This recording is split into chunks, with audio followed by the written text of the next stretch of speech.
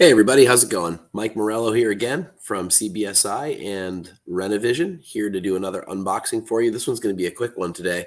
Really cool little piece, sort of going along the lines of my bust collection that I've been doing recently of Rebels / Clone Wars Z kind of characters and Mandalorian characters as well.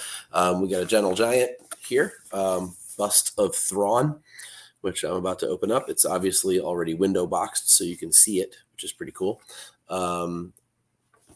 Cool, although the package sort of feels a little on the chintzy side, but this is a pretty cheap MSRP. This is like, I think it's $50, maybe 60, and cost on it's like 30. So it's a pretty inexpensive thing. You might be able to get it somewhere in between those two. Here you have it. It is marketed as a Rebels piece, which is pretty cool, rather than, sort of unbranded, as it were.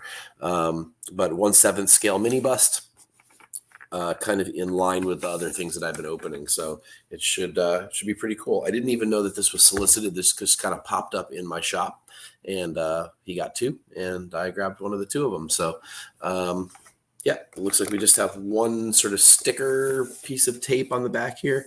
I'm going to slice that actually, rather than try to get it off the box. Again, as I've mentioned in other videos, this sort of matte black that they've been using on all these boxes, you can't really get the stickers off them without doing some damage to the box or leaving a lot of glue behind. So I actually find that the cleanest way of opening the box is to actually slice the tape. So I'm going to do that. We're going to get into this puppy pretty quickly.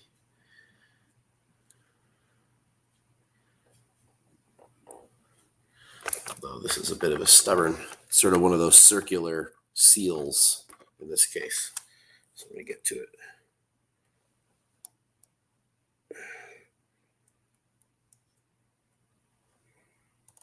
There we go.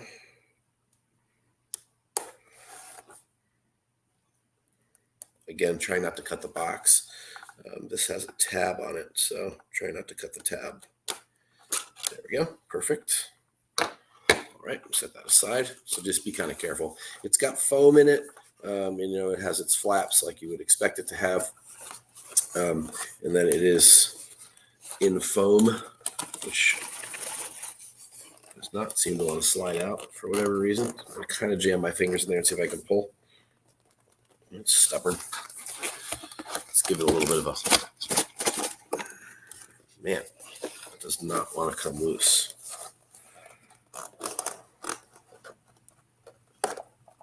Ooh. All right, so it looks like I'm going to cut the side tape. I didn't really want to do that. I was trying to avoid that, but I'm going to cut it anyway. There we go. Okay, base now should pull out fairly easily. I'm not an enormous fan of the packaging on this one. There we go. Okay, so you've got all your paperwork in the bottom, and then it's zip tied to the styrofoam, which, sorry if my lighting is not doing it justice, but you can see that it's zip tied, a white zip tie and a black zip tie, and which you can see on the front, which I'm not a huge fan of, but I'm about to cut that. What they did do, though, is there is a piece of plastic. You can see it glimmer there, glue tie, so it doesn't damage anything, which is good. So I'm going to see if I can fix my lighting here a little bit, see if that gives you a better view of it. There, you can see it there. So at least it doesn't damage it, but it looks kind of chintzy. And then you've got a couple of these silicone-y things in here to keep the moisture out. So we're going to slice through the zip ties, which again is not my favorite method here, but it is what it is.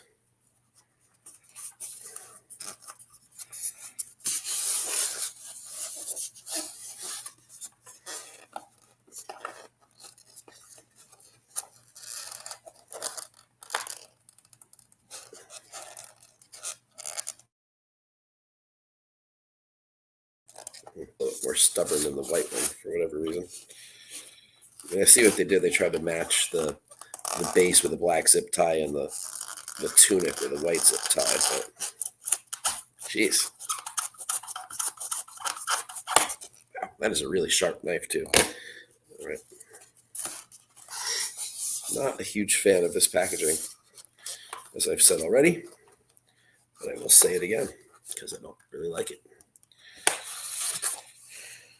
Oh, man, this is stubborn. Be really careful you don't do damage to the statue. Get it out of here. This is not an ideal way to package this.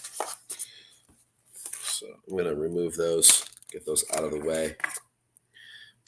Man, that's kind of a cheap way out. Don't like that, which is a shame because as I pull it out, it is a really nicely done bust.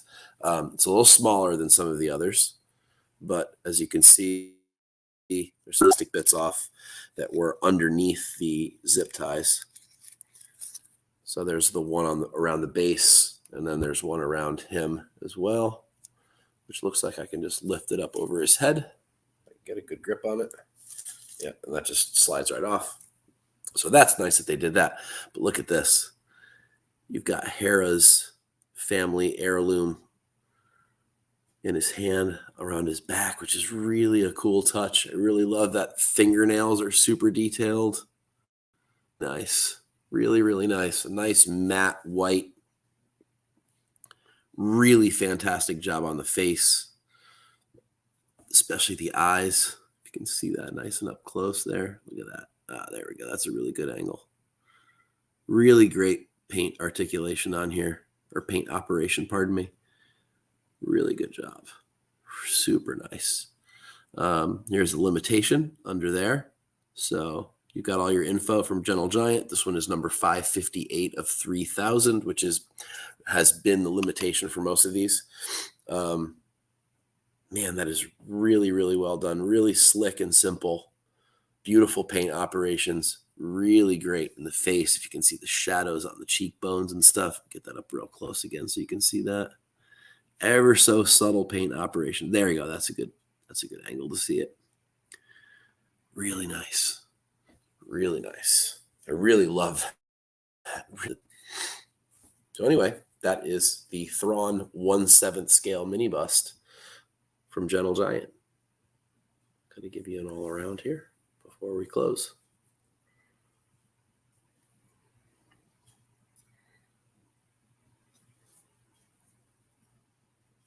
Let's get it right.